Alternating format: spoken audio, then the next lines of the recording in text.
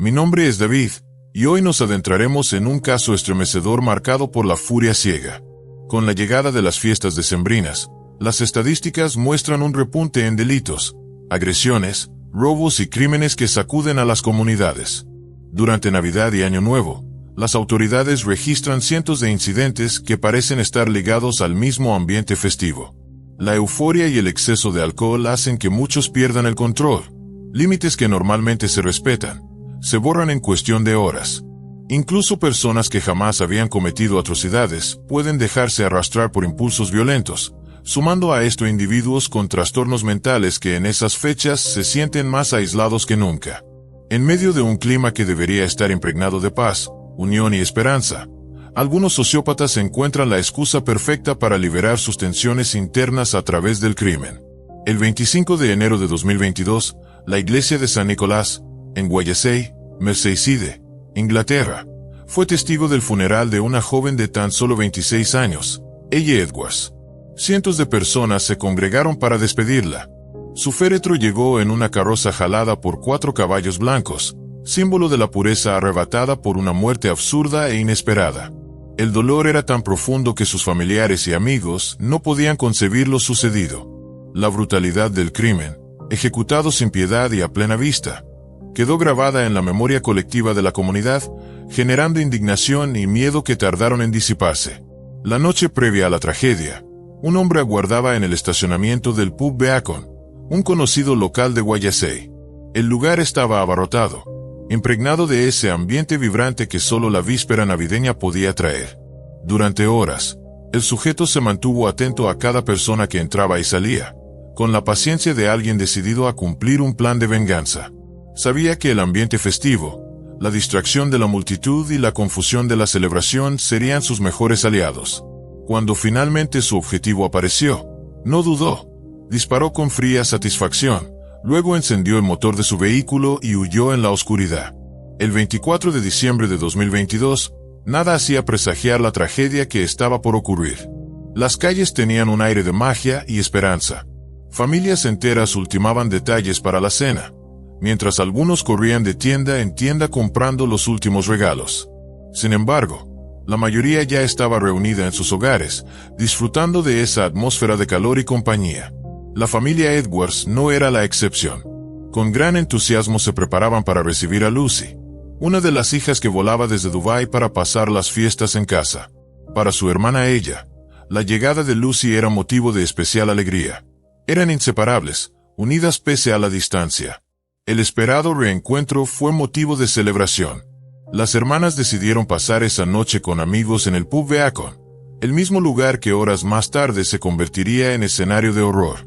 Allí cantaron, rieron, bailaron y compartieron momentos que parecían anunciar unas fiestas memorables, sin imaginar que serían las últimas horas de felicidad que vivirían juntas. La víspera navideña en Wallasey era un reflejo de lo que ocurría en tantos rincones del mundo. Luces adornando las calles, aromas de comida típica que escapaban de las casas, y un aire de unión que parecía envolverlo todo. En medio de esta calidez, la figura solitaria de un hombre que planeaba un acto de violencia contrastaba con la alegría general. Ese contraste brutal es lo que hace de este crimen algo aún más impactante. La irrupción de la maldad en el instante más frágil de la celebración humana. Ella, llena de vida, de sueños y de afectos, no sospechaba que la noche de risas y música con sus amigos sería marcada por el destino con un final trágico. Cada paso que dio en aquel pub se volvió parte de una memoria dolorosa para su familia y para la comunidad. Aquel lugar, antes símbolo de amistad y encuentro, quedó manchado para siempre por el recuerdo del disparo que arrebató su existencia.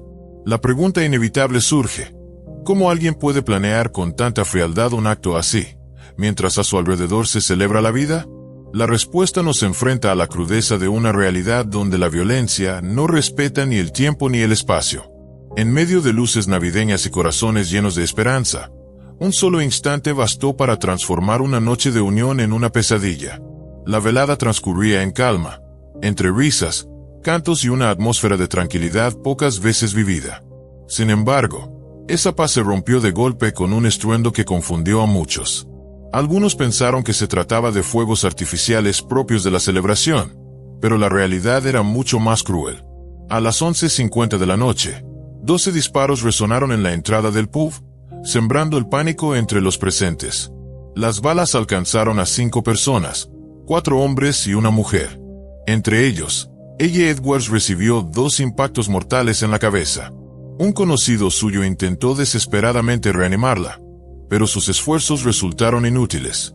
Las heridas eran demasiado graves y su estado empeoraba con cada segundo que pasaba. En cuestión de minutos, las sirenas de las ambulancias irrumpieron en la escena. Los paramédicos evaluaron rápidamente a los heridos, un joven de 22 años con lesiones en la pierna, otro de 24 con una herida en el brazo, y un hombre de 33 con la muñeca atravesada por una bala. Pero la situación más crítica correspondía a ella, de 26 años, y a un joven de 28. Ambos fueron trasladados de inmediato al hospital, pero en el trayecto ella, sin recuperar la conciencia, falleció. Sus lesiones eran incompatibles con la vida. Horas antes, había compartido con su padre las últimas palabras cotidianas, hablando de preparativos navideños, sin imaginar que sería la última conversación. Estaba ocupado con los preparativos de Navidad cuando la policía me informó lo sucedido. Fue un verdadero shock para toda la familia, recordaría Tim Edwards, incapaz de asimilar la noticia. La incredulidad se apoderó de todos los que conocían a ella. ¿Cómo era posible que alguien quisiera hacerle daño a una joven tan alegre y llena de vida? Ella trabajaba como esteticista en un salón de belleza local y también colaboraba como asistente dental. Con apenas 26 años, ya había logrado estabilidad económica y profesional. Sus amigos la describían como alguien con metas claras, determinada y con un futuro prometedor.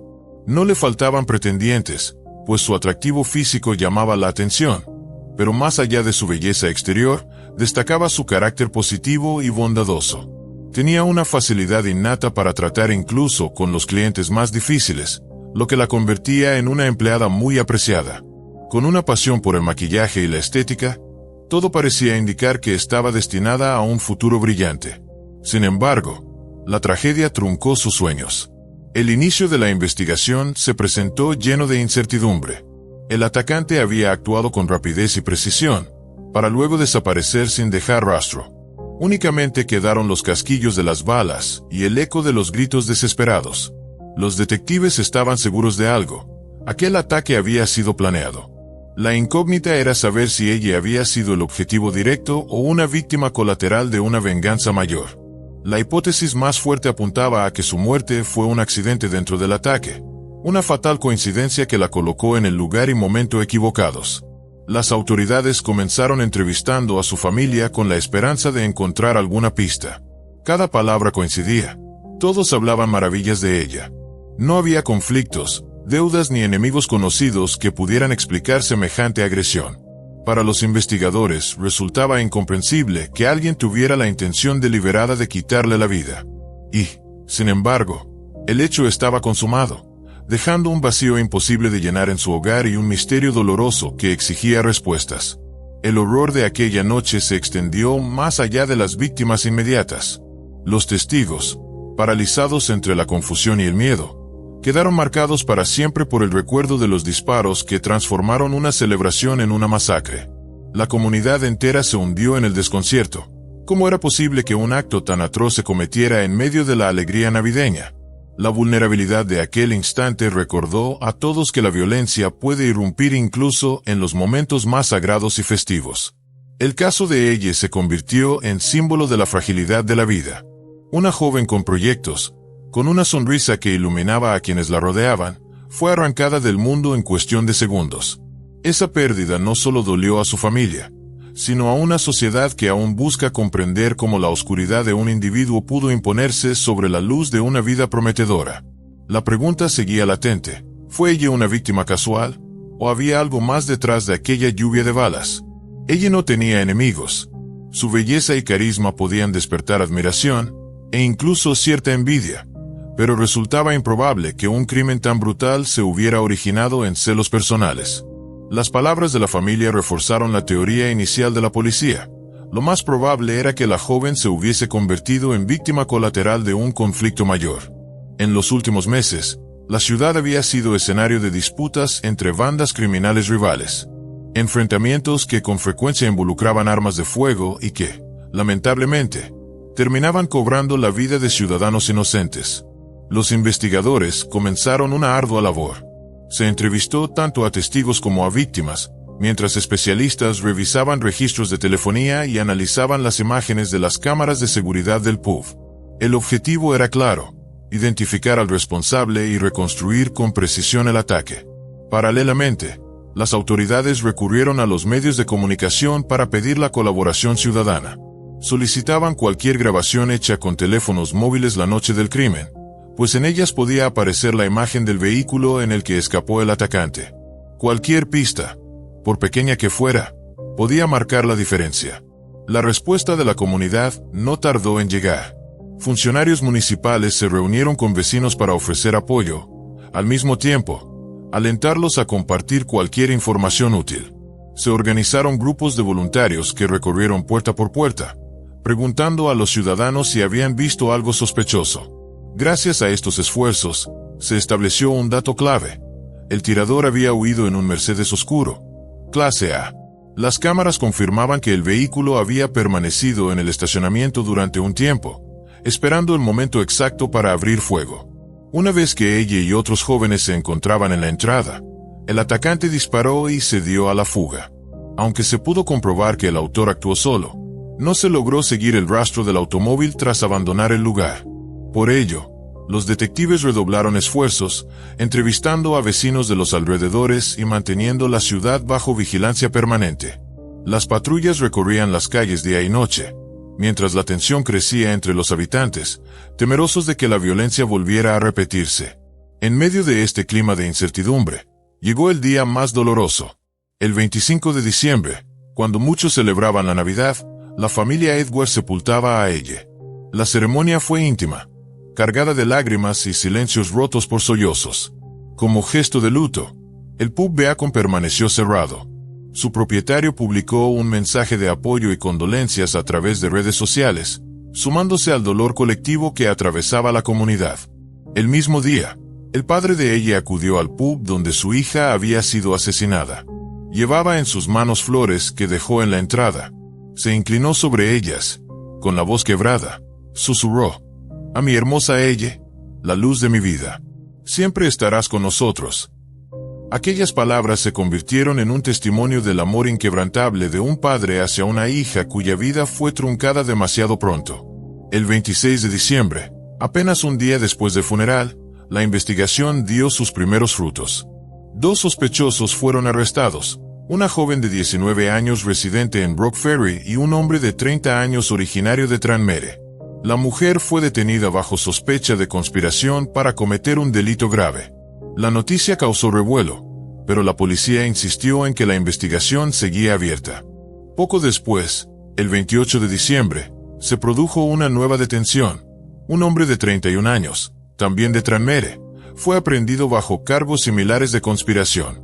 Mientras tanto, los 2 primeros detenidos permanecían bajo custodia, sin que se confirmara aún su grado de implicación. La rapidez con la que se produjeron los arrestos generó expectativas en la población. La comunidad, aún conmocionada, esperaba respuestas definitivas. Sin embargo, los investigadores sabían que el camino hacia la verdad sería complejo. Las conexiones entre pandillas, los posibles ajustes de cuentas y el clima de silencio que suele envolver estos conflictos podían obstaculizar la resolución del caso. Lo único seguro era que el asesinato de ella Edwards no quedaría impune. La ciudad entera permanecía en vilo. Las luces de Navidad, que días antes brillaban como símbolo de esperanza, ahora parecían un recordatorio doloroso de lo efímera que puede ser la vida. En cada rincón se respiraba tristeza, pero también un deseo de justicia. Para la familia Edwards, nada devolvería a ella. Sin embargo, atrapar al responsable se había convertido en la única manera de dar sentido a su dolor. El nombre de ella resonaba en cada conversación, en cada reunión vecinal y en cada rincón de Guayasey. Se había transformado en un emblema de la inocencia perdida y de la urgencia por poner fin a la violencia que amenazaba con devorar a la comunidad. La investigación apenas comenzaba, y con ella, una lucha contra el tiempo para dar con el culpable antes de que la ciudad cayera aún más en la sombra del miedo. En la estación de policía, los nombres de los detenidos no fueron revelados por falta de pruebas directas. Pronto los tres fueron liberados, pues las autoridades no lograron demostrar su participación en el crimen. La indignación entre los habitantes creció. La sensación de impunidad y la incapacidad policial alimentaban la rabia de una comunidad harta de la violencia. Ante la presión social, los detectives se vieron obligados a emitir un nuevo comunicado. La investigación continuaría hasta que el culpable fuera identificado y castigado. Aún así, la hipótesis principal seguía apuntando a un ajuste de cuentas entre clanes criminales, donde ella Edwards habría sido una víctima colateral. El 30 de diciembre, la policía informó que los 3 hombres heridos habían sido dados de alta. Incluso el joven de 28 años, cuya condición era crítica, logró estabilizarse. Días después, el 3 de enero de 2023, las autoridades revelaron que habían recopilado cerca de 150 elementos de prueba, entre ellos información clave. Se descubrió que las balas disparadas aquella noche probablemente estaban dirigidas a 2 jóvenes, Hake Duffy y Kieran Salkeld, miembros de una pandilla local.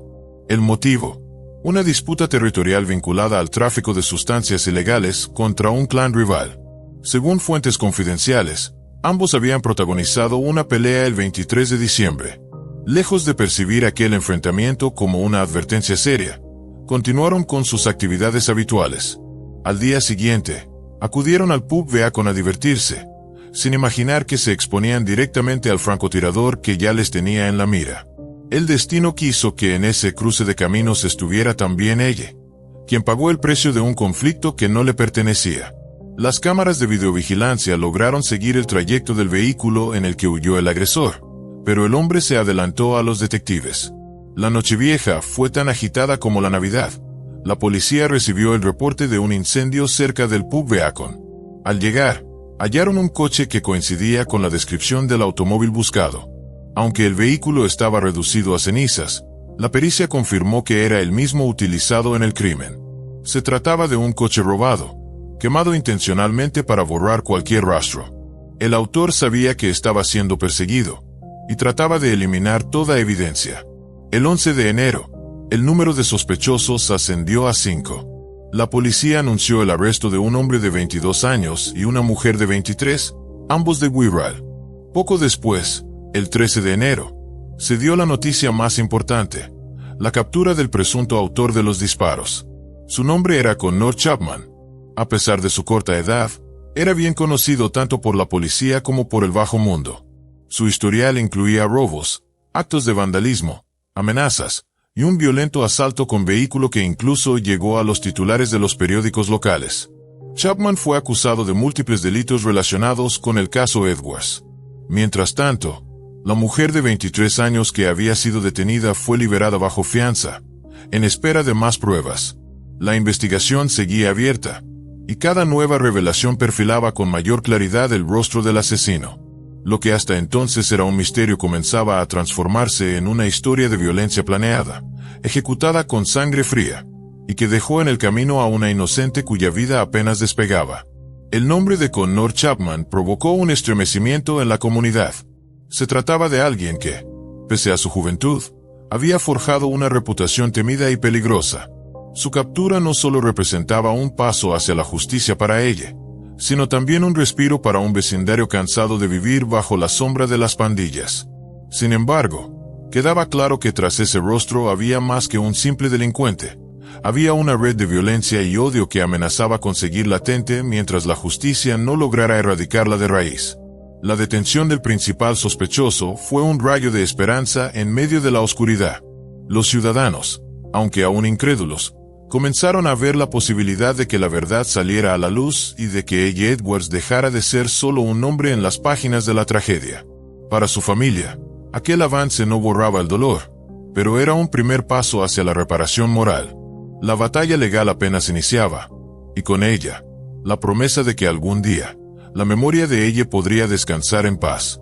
El 24 de diciembre estalló una violenta pelea entre 2 grupos rivales en Beechwood. El motivo era el control de un área cercana a una iglesia de madera. La confrontación fue feroz y no se llegó a ningún acuerdo. Connor Chapman, lejos de buscar reconciliación, vio en esa disputa la oportunidad perfecta para vengarse.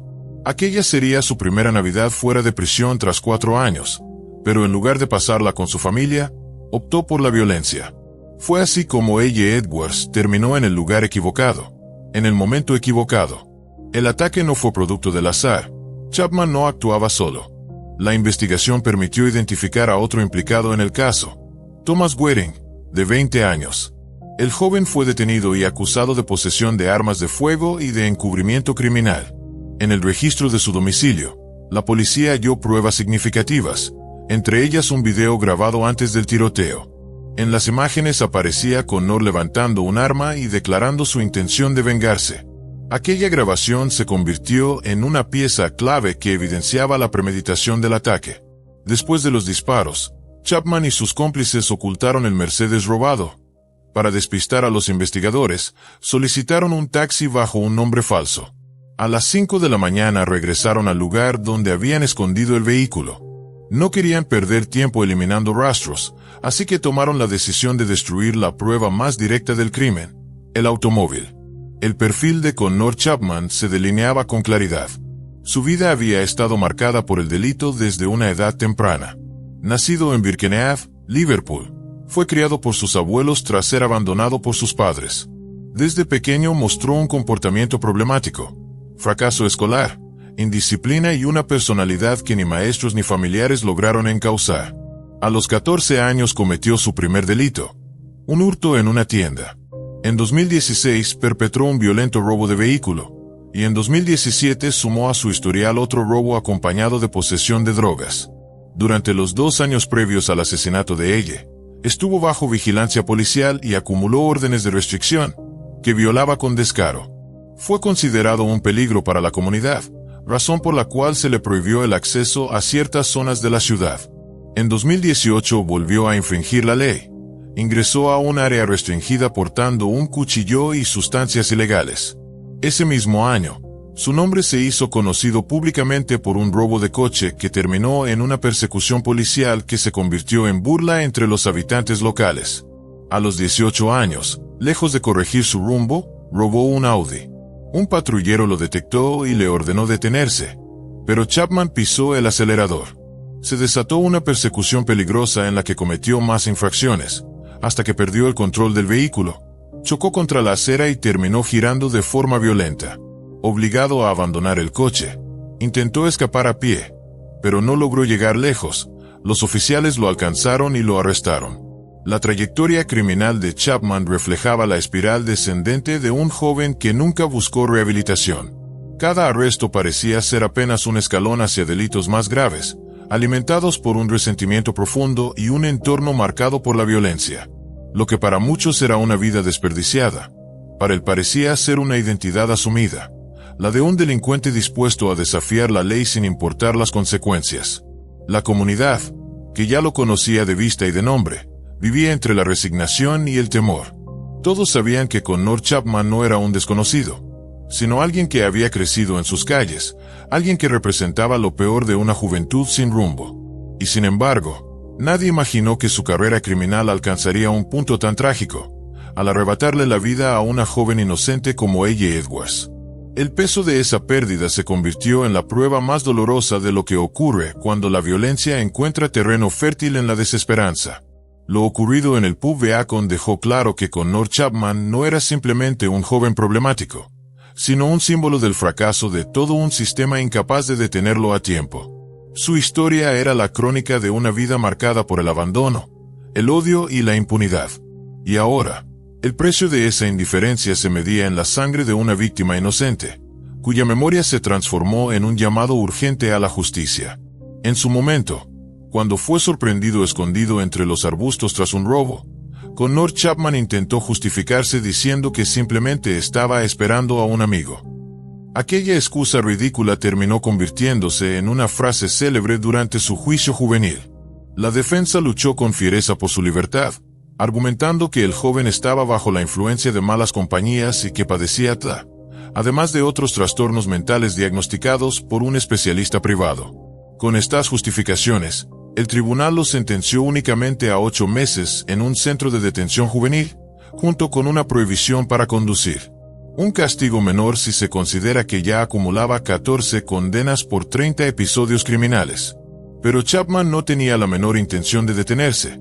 Se burlaba de las normas sociales y parecía cada vez más decidido a hundirse en la criminalidad. En enero de 2020 volvió a ser juzgado. Esta vez le dieron 10 meses de cárcel tras ser detenido en la vía pública con los bolsillos llenos de sustancias ilegales. Cumplida la condena, fue arrestado nuevamente por 5 delitos adicionales. Lejos de mostrar arrepentimiento, se jactaba de sus fechorías, alardeando de haber pasado más tiempo tras las rejas que en libertad. Para cuando cumplió 20 años, ya contaba con 19 condenas por 43 delitos distintos. Medio año antes de la tragedia del pub Beacon, se celebró otro juicio en su contra. Su abogado alegó que Connor, por fin, había comprendido sus errores y estaba listo para cambiar. El propio acusado corroboró esas palabras, presentándose como alguien dispuesto a reformarse. Como atenuante, se mencionó que su novia estaba por dar a luz.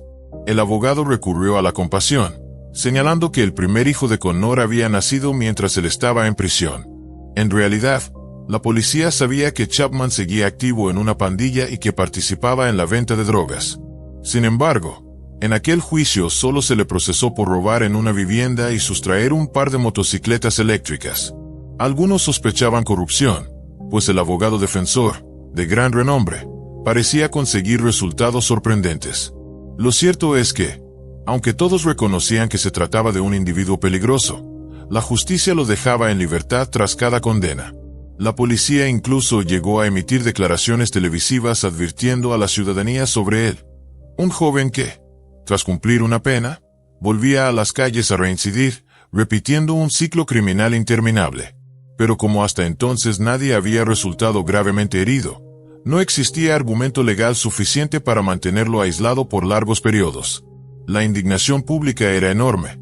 La gente se quejaba de un sistema incapaz de frenar a delincuentes endurecidos hasta que llegaba el día en que finalmente mutilaban o asesinaban a alguien. Ese día llegó, y con él, la justicia se vio obligada a actuar. El 13 de junio de 2023 comenzó el juicio de Connor Chapman en la Corte de la Corona de Liverpool. 12 miembros de la familia Edwards estuvieron presentes, enfrentándose con dolor al rostro del asesino de ella. El fiscal Nigel Power fue claro en su acusación: múltiples cargos graves que retrataban la violencia de aquella noche. Chapman, fiel a su carácter desafiante, se declaró inocente de todos. Incluso frente a las imágenes de las cámaras de seguridad que lo mostraban en la escena, intentó negarlo. Aseguró que la noche del tiroteo estaba en casa, envolviendo regalos de Navidad, una coartada tan débil como absurda. Respecto al coche robado utilizado en el crimen, también se mostró evasivo, intentando sembrar dudas que no convencieron a nadie. En la sala del tribunal, cada palabra era un recordatorio de la impunidad con la que Chapman había vivido hasta entonces. La defensa, una vez más, trataba de mostrarlo como un joven confundido, víctima de su entorno y de sí mismo. Pero los hechos eran contundentes, y la magnitud del crimen, imposible de minimizar. La familia Edwards, con la dignidad rota por la tragedia, escuchaba con atención, exigiendo justicia para ella. El juicio, más que un trámite legal, se convirtió en un símbolo. El momento en que por fin se enfrentaba la vida criminal de Connor Chapman a las consecuencias que durante años había evadido. La ciudad entera seguía el caso con atención. Cada testimonio, cada prueba, revelaba no solo la culpabilidad de un individuo, sino también las grietas de un sistema judicial que había fallado en detenerlo a tiempo. Para los habitantes de Guayasey, el juicio representaba más que justicia. Era la esperanza de que la muerte de ella Edwards no fuera en vano, sino el detonante de un cambio profundo que evitara que más inocentes cayeran bajo el fuego de criminales como Connor Chapman. Al principio, Connor negó haber robado el Mercedes. Alegó que el vehículo pertenecía a su pandilla. Más tarde cambió de versión, asegurando que lo había incendiado porque uno de sus socios lo había utilizado para cometer un delito. Sin embargo, las pruebas en su contra eran contundentes y sus mentiras quedaban expuestas. El juicio se prolongó durante 3 semanas y media, tiempo suficiente para que todas las circunstancias del crimen salieran a la luz.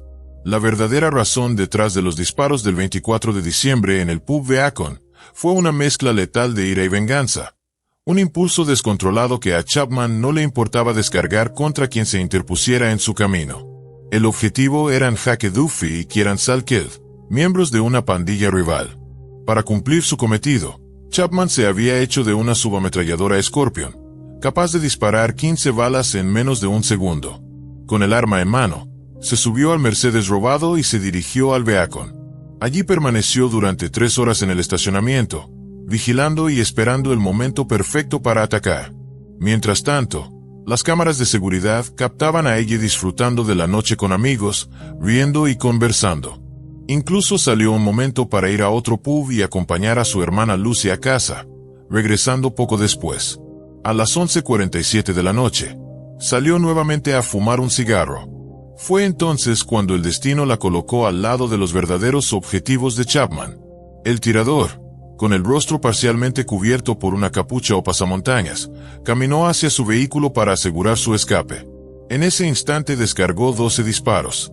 El cuerpo de ella recibió impactos destinados a otro, cayendo inconsciente sobre Salkeld. Así, su vida se apagó en cuestión de segundos, víctima de una guerra ajena. Tras el ataque, Chapman planeaba huir a España, pero fue detenido en el aeropuerto antes de lograr escapar. Para borrar las huellas del crimen, él y Thomas Goering incendiaron el automóvil y se deshicieron del arma, que jamás fue encontrada. Sin embargo, la investigación reveló que en uno de los casquillos había rastros de su ADN, lo que probaba que Chapman había cargado el arma. En su domicilio también se hallaron guantes rojos, visibles en las grabaciones de seguridad del pub, igualmente impregnados con su ADN. Cada evidencia lo vinculaba de forma irrefutable con la masacre. Mientras Chapman esperaba la sentencia, irónicamente, los 2 hombres que eran su objetivo se encontraban tras las rejas. Antes de que el jurado, compuesto por 5 hombres y 7 mujeres, se retirara a deliberar, Tim Edwards, el padre de ella, tomó la palabra. Con la voz rota, narró el dolor de haber tenido que ver las grabaciones de la cámara de seguridad. Es horrible ver morir a tu hija y no poder evitarlo. Nunca lo olvidaré. Ella estaba de espaldas a su asesino. Si los disparos hubieran sido unos centímetros más arriba o a un lado, mi ella seguiría viva. Con esas palabras, suplicó que la justicia no le diera al criminal la oportunidad de volver a pasar una Navidad en libertad. El jurado tardó 3 horas en alcanzar un veredicto unánime. El 7 de julio de 2023, Connor Chapman fue sentenciado a cadena perpetua, con posibilidad de libertad condicional después de 48 años. La familia Edwards, entre lágrimas, recibió la noticia con alivio. Aunque nada devolvería a ella, al menos sabían que el asesino que les había arrebatado a su hija no volvería a caminar libre por las calles ni a amenazar la tranquilidad de otras familias inocentes. La sentencia marcó un antes y un después en Guayasey. Para muchos, fue un recordatorio doloroso de cómo la negligencia del sistema permitió que un criminal reincidente llegara tan lejos. Para otros, fue el cierre de un capítulo oscuro, la certeza de que la vida de ella Edwards, aunque arrancada de manera brutal, no había sido en vano. Su recuerdo quedó como símbolo de inocencia, de la fragilidad de la existencia y de la necesidad urgente de combatir la violencia que sigue acechando a comunidades enteras. Ese día, en la sala del tribunal, la justicia pareció alcanzar finalmente a un joven que durante años había desafiado la ley sin consecuencias. Y aunque nada podría llenar el vacío dejado por ella, su familia y su ciudad encontraron algo de consuelo en saber que Connor Chapman pasaría la mayor parte de su vida tras los barrotes, pagando por un crimen que nunca debió ocurrir. Connor Chapman fue condenado a pasar el resto de su vida tras las rejas. El juicio demostró que cometió el crimen con cinismo, sin un ápice de arrepentimiento. Quedó probado que el tiroteo en el pub fue la culminación de una disputa entre las pandillas de Volchurch y Wedgwood, enfrentadas a ambos lados de la autopista M53. Thomas Goering, su cómplice, también fue hallado culpable de todos los cargos en su contra y recibió una condena de 9 años de prisión. La diferencia en la sentencia se debió probablemente a que Goering, a diferencia de Chapman, apenas tenía antecedentes. Sin embargo, la indignación pública no tardó en crecer. Una vez más, ciudadanos inocentes habían quedado atrapados en medio de disputas entre bandas. La gente estaba furiosa de que delincuentes potencialmente peligrosos recibieran condenas tan bajas y que, en muchos casos, las prohibiciones impuestas por los tribunales como medidas adicionales resultaran inútiles. El caso de Chapman lo ejemplificaba con crudeza. Tenía prohibido acercarse al pub y también se le había vetado conducir, pero esas restricciones no sirvieron para proteger a A.J. Edwards. Su muerte fue la prueba más dolorosa de esas fallas. La tragedia puso en evidencia la necesidad urgente de revisar el marco legal existente y reforzar las medidas de seguridad pública. El ataque, tan descarado y violento, también expuso el grave problema de la facilidad con la que las armas circulan entre la población civil y las pandillas. Tras varias muertes similares en el condado de Merseyside, el gobierno destinó $350,000 a un programa piloto para reducir los crímenes con armas de fuego en la región. Al mismo tiempo, Tim Edwards, padre de ella, anunció la creación de un fondo para apoyar a las víctimas de la violencia armada, convencido de que una de las prioridades de las autoridades nacionales debía ser sacar las armas de las calles.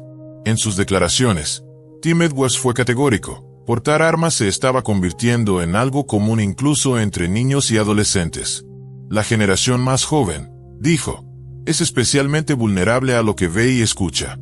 Recordó con nostalgia que en su infancia nunca supo de algún chico que tuviera un arma, mucho menos que supiera dónde conseguirla. Hoy en día, en cambio, la sociedad entera se siente expuesta. Nadie está completamente seguro. Un ataque puede ocurrir en la intimidad del hogar, en plena calle o en un lugar concurrido. La fiesta en el pub Beacon, en Nochebuena de 2022, es la prueba más amarga de ello. Una celebración destinada a la alegría y la unión se convirtió en una tragedia irreparable. El caso de A.J. Edwards dejó huellas profundas no solo en su familia, sino en toda la comunidad. Su muerte abrió un debate que sigue vigente: la urgente necesidad de replantear cómo se combate el crimen organizado y cómo se limita el acceso a las armas en manos equivocadas. El recuerdo de ella se transformó en bandera de justicia, una voz que, incluso en silencio, exige cambios que protejan a las futuras generaciones. Su historia quedó grabada como advertencia y como dolorosa lección de lo que ocurre cuando la violencia no encuentra freno. En la memoria colectiva de Guayasey, ella es mucho más que una víctima. Es un símbolo de inocencia perdida y del clamor por un mañana distinto. La justicia alcanzó al culpable, pero la herida que dejó su partida tardará en sanar. Aquel 24 de diciembre, la luz de una joven vida fue apagada, pero su recuerdo sigue brillando con fuerza, recordándole al mundo que ninguna celebración debe volver a teñirse de sangre. Hoy nos adentramos en un caso verdaderamente perturbador. Uno de esos que sacuden hasta los cimientos de lo que creemos saber sobre la vida cotidiana. Si quieres apoyar este contenido, suscríbete y mantente al tanto. Tu apoyo marca una gran diferencia. Pero ahora, vamos al caso. A veces, la realidad puede ser más oscura que cualquier historia de ficción. Esta es una de esas veces. Mickey y Susan Royal parecían la pareja ideal. Él, un empresario exitoso. Ella, una mujer segura, con presencia y determinación. Desde afuera, todo daba la impresión de perfección. Una residencia lujosa, comodidades, eventos sociales, una vida construida sobre lo que parecía ser estabilidad. Pero detrás de esa fachada impecable, se escondía una verdad mucho más oscura. Una verdad que empezaría a salir a la luz una noche de febrero, cuando una llamada alarmante fue hecha al 911. Lo que siguió después reveló una serie de hechos que, uno a uno, fueron conformando una imagen sombría y desconcertante. Mensajes ignorados, comentarios al pasar, pequeñas gotas de sangre. Cada detalle contaba una historia diferente. Una historia que muy pocos estaban preparados para conocer. Mickey Royal tenía dinero y conexiones. Junto con Susan, era habitual verlos en lugares exclusivos, rodeados de lujos. Vivían en un vecindario de clase alta en Applesville, Florida. Jardines cuidados al detalle, alberca privada, decoración impecable. Todo indicaba que tenían la vida bajo control. Para muchos, Susan era la compañera ideal de un hombre como Mickey. Pero lo que ocurría dentro de esas paredes pintaba una realidad muy distinta. Tensiones ocultas, asuntos sin resolver, un nivel de estrés que, tarde o temprano, tenía que explotar. En el ámbito profesional, Mickey tenía una sólida reputación. Su habilidad para los negocios era conocida, pero su vida personal siempre fue un terreno reservado. Antes de conocer a Susan, Mickey estuvo casado con Didi Hoffman, a quien conoció en la Universidad de Florida cuando él tenía apenas 19 años. Lo que empezó como un romance universitario, se convirtió en un matrimonio de 25 años. Según Dee, Mickey era un hombre tranquilo, confiable, sin tendencias violentas. Pero a medida que su negocio crecía, también lo hacía a la distancia. Viajes constantes, jornadas largas, una vida cada vez más desconectada de su hogar. En 2005, la relación terminó de forma silenciosa, sin escándalos ni batallas legales. Sin embargo, esa etapa dejó huellas. Poco tiempo después, apareció Susan. En ese entonces, Susan trabajaba como enfermera. Se conocieron a través de un sitio de citas en línea. Ella tenía 38 años. Desde los primeros mensajes, Mickey quedó intrigado. La percibía como enérgica, segura de sí misma y optimista. La conexión fue rápida y profunda. Pronto, Susan se mudó con él, tomando el lugar que antes había ocupado Dee. En agosto de 2007, se casaron. La casa, testigo de su antigua vida familiar, ahora se convertía en el escenario de una nueva etapa. Pero todo cambió la mañana del 3 de febrero de 2018. Ese día, la paz en la residencia Royal fue interrumpida de manera violenta. Mickey llamó a emergencias, claramente alterado, diciendo que un intruso enmascarado había entrado a su hogar armado con un cuchillo. Según su testimonio, el atacante había agredido tanto a él como a Susan. Los servicios de emergencia llegaron rápidamente, pero lo que encontraron allí fue mucho más grave de lo que cualquiera hubiera imaginado. Por fuera, todo parecía en orden. El césped bien cuidado, una calle tranquila, el frente de una casa aparentemente normal. Pero dentro, había señales de algo verdaderamente inquietante. Lo que ocurrió esa noche no era un simple robo a casa-habitación. Lo que se escondía entre esas paredes exigía una investigación profunda e inmediata. Aunque el matrimonio aparentaba estabilidad, quienes estaban cerca de la pareja empezaban a notar que algo no encajaba.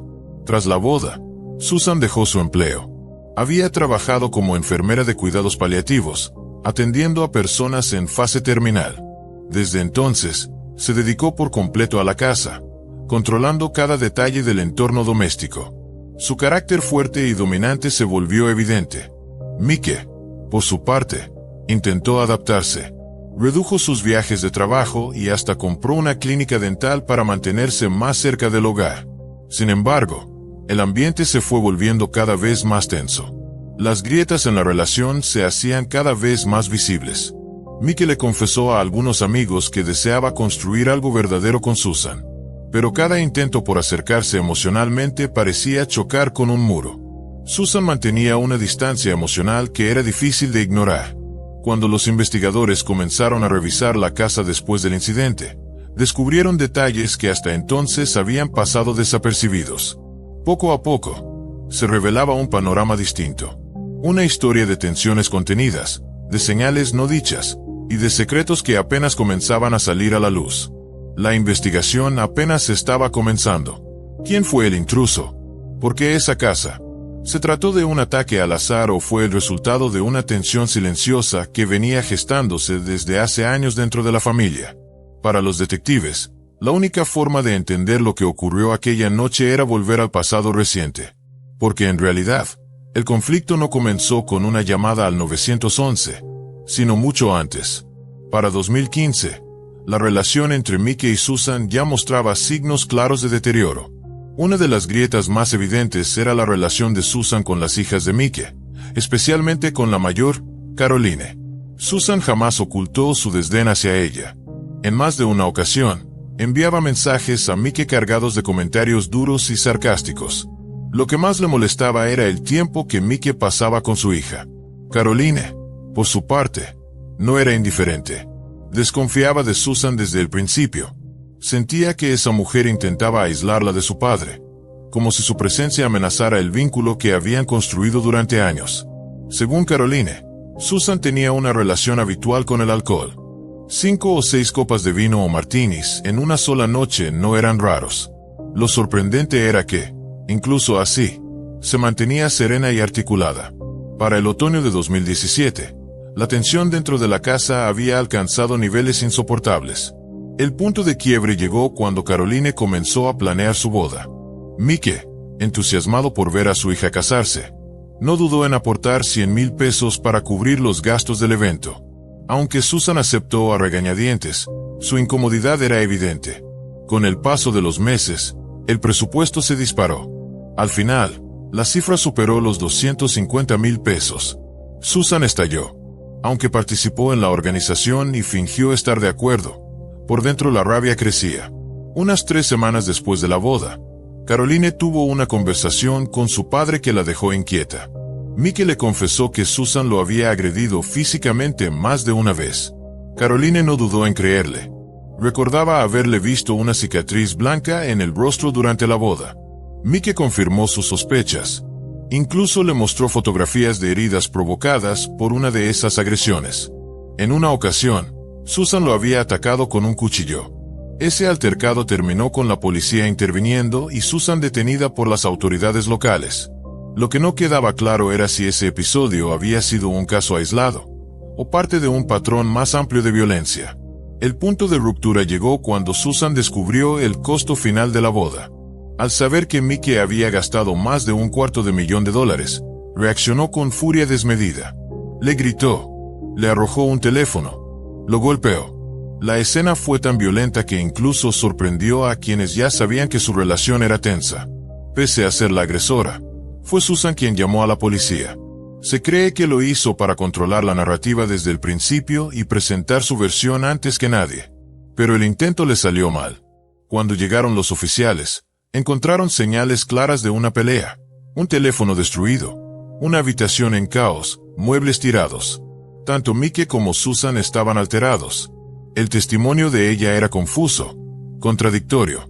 Mickey, en cambio, lucía agotado, emocionalmente devastado. Luego de hablar con ambos, los agentes recomendaron que Susan saliera de la casa por unos días. Ella accedió, pero no cumplió. En cuanto los policías se fueron, pensando que la situación se había calmado, Susan se quedó e intentó convencer a Mickey de reconciliarse. Esa noche salieron a cenar, con la esperanza de tener una conversación tranquila. Para Mickey, era una oportunidad de recuperar algo de paz. Pero la calma duró poco. El tema volvió a surgir, Caroline, y el dinero de la boda. Susan estaba convencida de que cuanto más tiempo y atención le daba Mickey a su hija, menos espacio había para ella. Esa sensación de rivalidad era constante. Lo que comenzó como una charla, terminó en una nueva discusión. Mickey se levantó, dejó dinero para la cuenta y se marchó del restaurante. Susan se quedó sentada, repasando en su mente cada palabra del enfrentamiento. Más tarde, le envió un mensaje a Mickey donde le anunciaba su intención de pedir el divorcio. Luego, otro mensaje, culpando a Caroline de haber destruido su relación. Tomó un taxi de regreso a casa. La casa estaba en silencio. Susan entró a una de las habitaciones. No sabía exactamente qué hacer, solo que algo había cambiado. No pasó mucho tiempo antes de que Mickey regresara, pero ya no era el mismo. Su actitud había cambiado por completo. Estaba alterado, visiblemente afectado. Comenzaron a discutir de nuevo, y la discusión se tornó física. En medio del forcejeo, Susan sintió un dolor agudo. Se dio cuenta de que había sido apuñalada. En shock, intentó defenderse, alejarlo, pero recibió otro golpe. El ataque fue tan repentino como violento. Sabiendo que su vida estaba en peligro, Susan hizo lo único que se le ocurrió. Empezó a hablar, a decir lo que fuera para calmar a Mickey. Le prometió que no seguiría con el divorcio, que no lo abandonaría. Esperaba que esas palabras cambiaran el rumbo de lo que estaba ocurriendo. Y por un momento, funcionó. Mickey se detuvo. Guardó el cuchillo. Luego comenzó a empacar una bolsa. Y fue entonces cuando propuso algo que cambiaría el rumbo de la investigación. Le dijo a Susan que fingirían un allanamiento, que llamarían a la policía y dirían que un intruso enmascarado había entrado a la casa. Le pidió que mantuviera esa versión y que lo respaldara cuando llegaran las preguntas. Susan aceptó seguir la versión de Mickey, no porque creyera en ella, sino porque en ese momento sentía que no tenía otra opción. Estaba herida, en estado de shock y con miedo. Pero en cuanto fue trasladada al hospital y supo que estaba a salvo, la verdad salió a la luz. Ya no tenía motivos para proteger a nadie. Las siguientes horas fueron intensas. La comunicación entre los oficiales fue constante. Los médicos vigilaban de cerca el estado de Susan, mientras los primeros interrogatorios comenzaban. Susan no solo habló con el personal médico, sino también con los investigadores, a quienes les contó con franqueza lo que realmente había ocurrido esa noche. Mientras tanto, Mike se mantenía firme en su historia. Un intruso enmascarado había irrumpido en la casa y los había atacado. Para reforzar su versión, eliminó imágenes de las cámaras de seguridad del hogar. Un intento claro de borrar cualquier evidencia que pudiera contradecirlo. Cuando la policía regresó a la residencia para una segunda inspección, los resultados fueron reveladores. No había señales de entrada forzada. Todas las puertas y ventanas estaban intactas. No había cerraduras violentadas. De inmediato, surgieron dudas sobre el relato de Mike. Él, en respuesta, sugirió que quizá habían dejado alguna puerta sin cerrar. Algo que, aunque parecía posible, no convencía del todo a los investigadores. La narrativa comenzó a desmoronarse cuando apareció el video del restaurante donde habían cenado esa noche.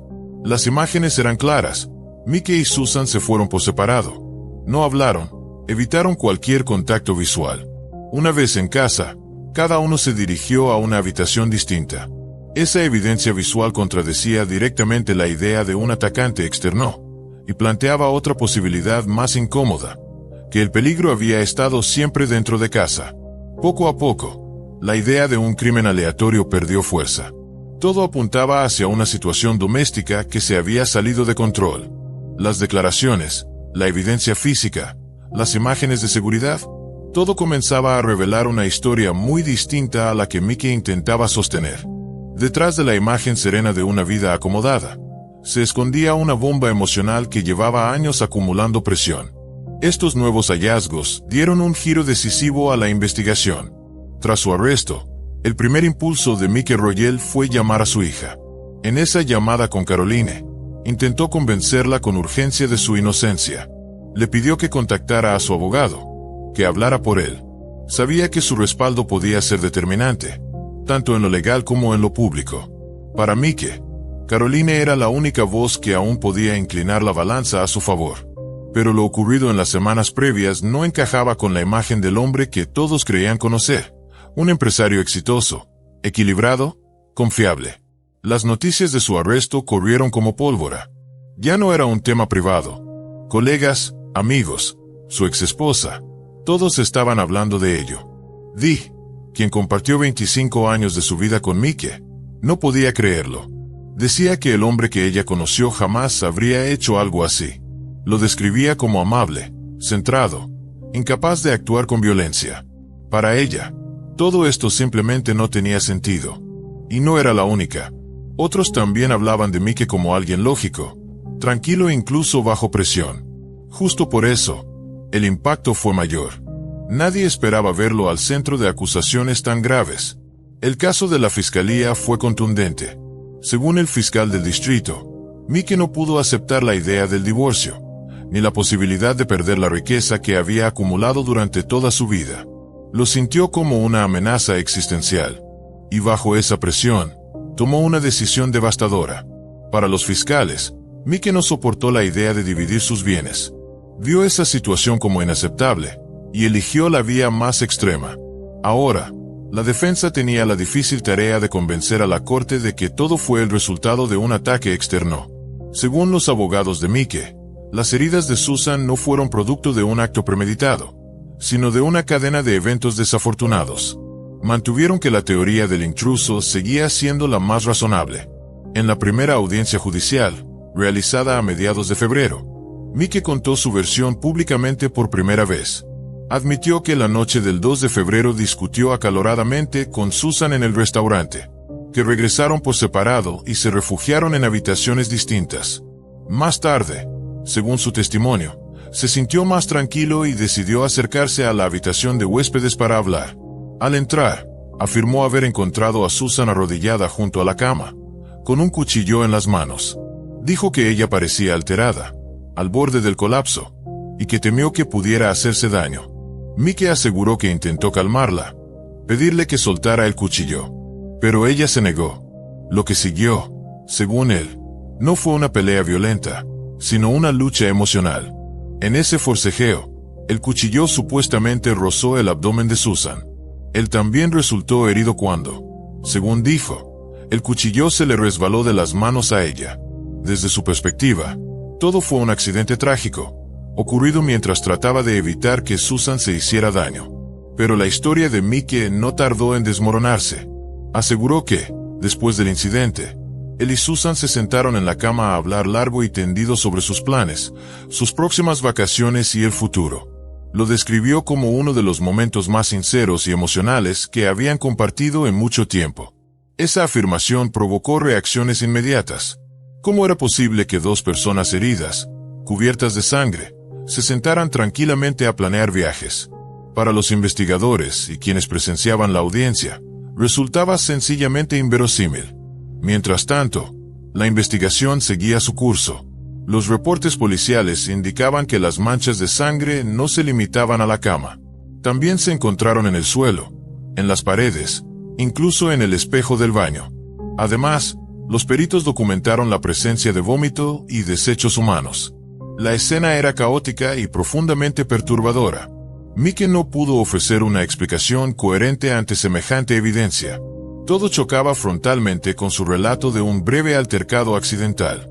El entorno hablaba de un episodio mucho más violento, mucho más prolongado, mucho más intencional. Durante la audiencia, Mike agregó un nuevo elemento a su defensa.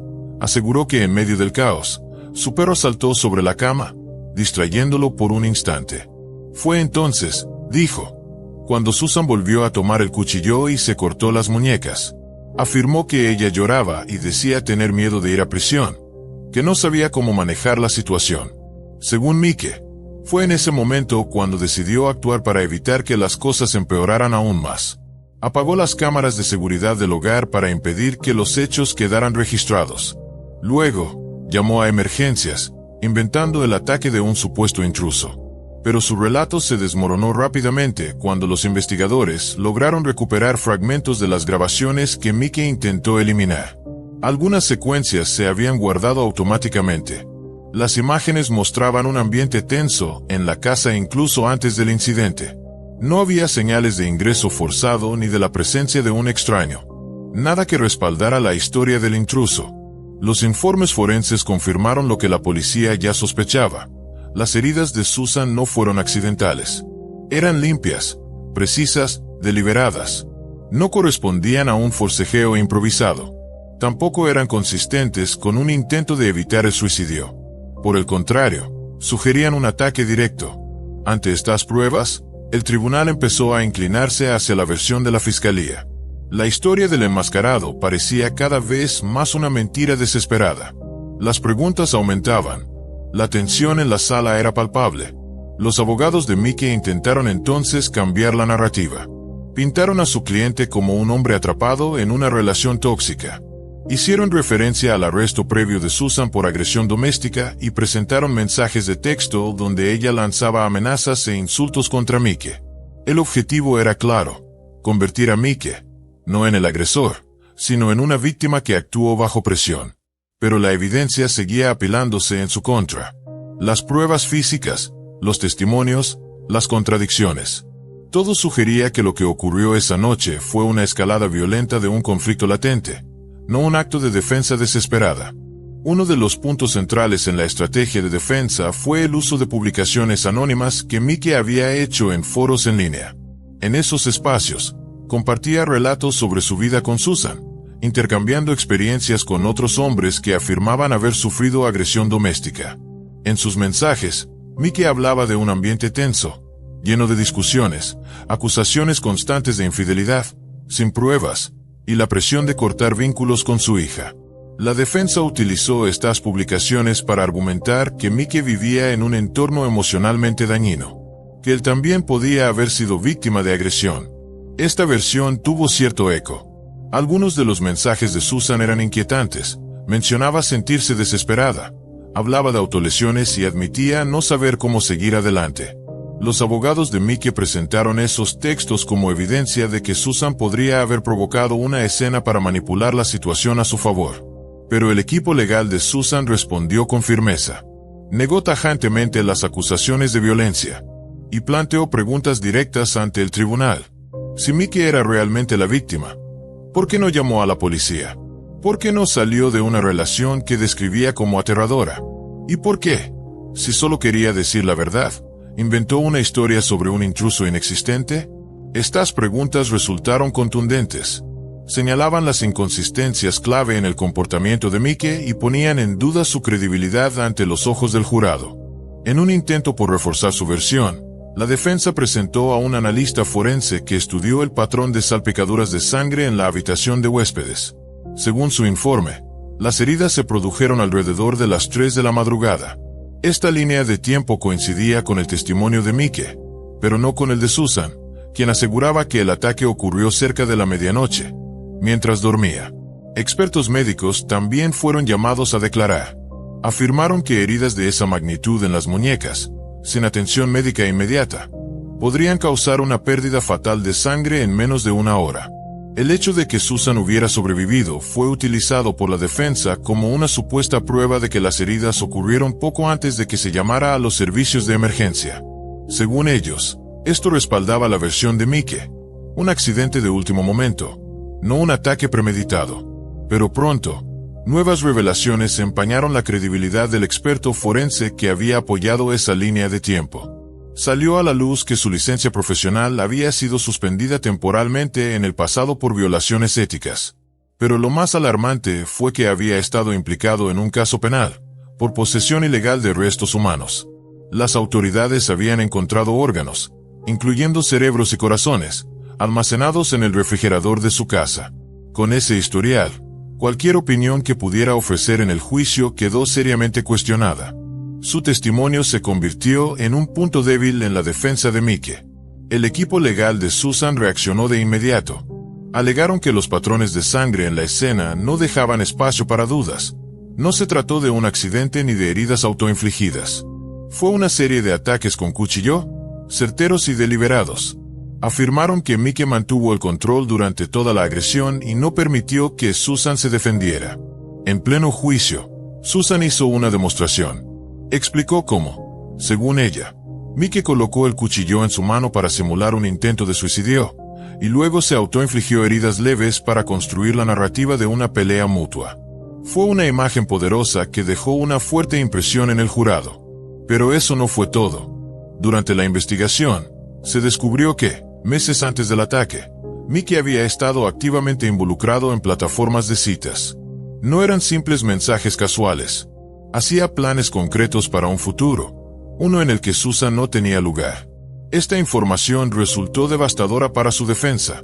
Contradecía directamente su argumento de que intentaba salvar su matrimonio. Mostraba a un hombre que ya había dado la vuelta a la página mucho antes del ataque. La fiscalía no dudó en armar su acusación con estas pruebas. Sostenían que el ataque no fue una explosión espontánea de emociones, sino un intento calculado de eliminar a Susan y evitar las consecuencias financieras de un divorcio. Para respaldar esto, recordaron cada uno de sus movimientos posteriores, borrar las grabaciones de seguridad, presentar una denuncia falsa sobre un intruso, y armar una coartada creíble. Todo, decían, indicaba intención, no desesperación. La defensa, por su parte, insistía en que Mickey solo buscaba proteger lo que era suyo, que todo lo que hizo fue una reacción ante una situación fuera de control. Pero cada día, su versión se volvía menos creíble. Las pruebas lo contradecían. Sus palabras ya no tenían peso. Lo que al principio parecía una disputa doméstica más, se convirtió en algo mucho más grave. Un caso con claros indicios de daño intencional. Y con cada audiencia, nuevos detalles salían a la luz. Testimonios, mensajes ocultos, contradicciones enterradas bajo años de apariencias. Todo ese barniz de éxito se vino abajo. Mickey Royal, el empresario respetado, el hombre de negocios admirado, estaba ahora en el centro de uno de los juicios penales más seguidos de los últimos años. Acusado de intentar asesinar a su propia esposa. Los investigadores sostenían que fue su miedo al divorcio y a perder su patrimonio lo que lo llevó al límite. Un temor tan profundo que, según ellos, se convirtió en el motor de todo lo que ocurrió después. El jurado escuchó con atención cada testimonio, cada evidencia, cada contradicción. Solo necesitaron 4 horas para llegar a una decisión. Culpable. Cargos múltiples. Intento de asesinato. Manipulación de pruebas. Omisión de auxilio. Intimidación de testigos. En diciembre de 2019, Mike fue sentenciado a 30 años de prisión. La sentencia fue clara, directa y sin apelaciones favorables. Aunque intentó revertir el fallo, la apelación fue denegada. Hoy, cumple condena en una prisión estatal de Florida, sin posibilidad real de libertad anticipada. Pero el caso no murió con el veredicto. Poco después de su condena, comenzaron a circular rumores preocupantes. Se decía que Mike, incluso desde la cárcel, había intentado contactar a alguien para hacerle daño a Susan. Aunque las autoridades investigaron el asunto, no lograron reunir pruebas suficientes para presentar nuevos cargos. Sin embargo, el daño a su ya deteriorada reputación fue irreversible. Susan, por su parte, actuó sin demora. En cuanto Mike fue arrestado, solicitó el divorcio, rechazó entrevistas, mantuvo silencio frente a los medios. Solo tenía un objetivo: cerrar ese capítulo de su vida. Pero había algo que aún la mantenía anclada al pasado. La casa. Ese inmueble no era simplemente una propiedad. Era el escenario donde su matrimonio comenzó, y donde casi terminó con su vida. A pesar del dolor asociado a ese lugar, Susan se mantuvo firme en su derecho a una parte del patrimonio. Mike, desde prisión, intentó disputar su reclamo a través de sus abogados. Sostenía que Susan no tenía derecho a la propiedad. La batalla legal por la casa se alargó incluso mientras él cumplía su condena. Para Susan, aquella disputa no era por dinero. Era por dignidad. Por cerrar de una vez por todas una historia marcada por el engaño, la violencia y la traición. Finalmente, ganó el caso. Pero no lo vivió como una victoria. Mike había sido condenado. Sí, pero ella había perdido algo mucho más profundo: su seguridad y su confianza en quienes más amaba. Hoy, Mike Royale pasa sus días en una celda solitaria, aislado de todo aquello que alguna vez definió su vida: su hogar, su familia, su libertad. El precio fue alto. Pero este caso, en el fondo, no se trató solo de disputas económicas o dramas conyugales. Fue un retrato escalofriante de lo que ocurre cuando el conflicto no se enfrenta, cuando la necesidad de control sustituye al diálogo, y cuando el orgullo impide cualquier intento de resolución. Las mentiras, los encubrimientos y la manipulación no solo destrozaron un matrimonio, destruyeron 2 vidas por completo. Mike pagó con su libertad. Susan, con su tranquilidad, con la pérdida de su seguridad emocional, y de la confianza que una vez tuvo en el hombre con quien compartía su hogar. Esta historia no ofrece respuestas fáciles. ¿Quién sufrió más? ¿Quién es verdaderamente responsable? Son preguntas que aún hoy dividen opiniones y generan debate. Pero una verdad se impone por encima de todo: las consecuencias fueron irreversibles para todos los que estuvieron involucrados. Gracias por acompañarme en este recorrido. Tu apoyo significa mucho para mí. Si quieres seguir viendo más contenido como este, no olvides darle like, dejar un comentario y compartir este video. Eso realmente ayuda a que el canal crezca. Nos vemos muy pronto.